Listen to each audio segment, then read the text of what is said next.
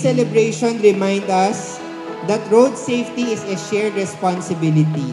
Through the leadership and participation of our youth, we are inspired that safer roads and healthier communities are truly achievable. Being chosen as the venue of this high-level regional gathering is a true recognition of our community and a clear testament that road safety and public health remain top priority of our government. I know I made mistakes, I know I lied. I should have noticed, yeah, I should have tried. And all the love that I just ignored, I'm gonna revive it, I'm gonna revive it. Road safety is about protecting life, promoting discipline, and encouraging shared responsibility as protectors of the community. The PNP recognizes that safer roads mean safer communities. Unfortunately, road crashes continue to claim lives every year, especially among the youth.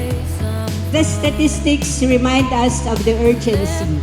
In 2024, 17 out of every 100,000 Filipinos lost their lives in road crashes.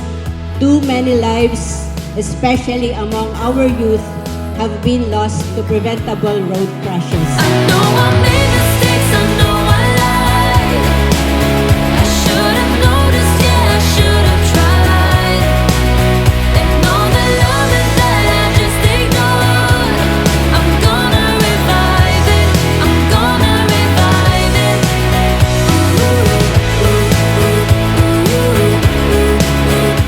Kapag hindi tayo nag-ingat, isa na yun yung way na hindi tayo makakarating ng safety sa ating mga tahanan. At yung tahanan natin, nandoon yung pamilya natin at naghihintay sa atin. Hindi po lahat ng mga schools is nabibigyan ng opportunity to learn about the rules and regulations for our road safety. This reminds us that road safety is not simply about following traffic rules. It is about protecting lives. Every driver, rider, commuter, cyclist, and pedestrian has a responsibility to remain alert, disciplined, and considerate on the road. And all the love that I just ignored, I'm gonna revive it, I'm gonna revive it. I know I made mistakes, I know I lied. I should have noticed, yeah, I should have tried. And all the love that I just ignored, I'm gonna revive it. You are the present force of change. Every day, whether you are walking, biking, commuting, or preparing to become future motorists, you are already part of our transportation system. Sa madaling salita, ang kaligtasan sa kalsada ay hindi nagsisimula sa kalsada. Nagsisimula ito sa pagkatao.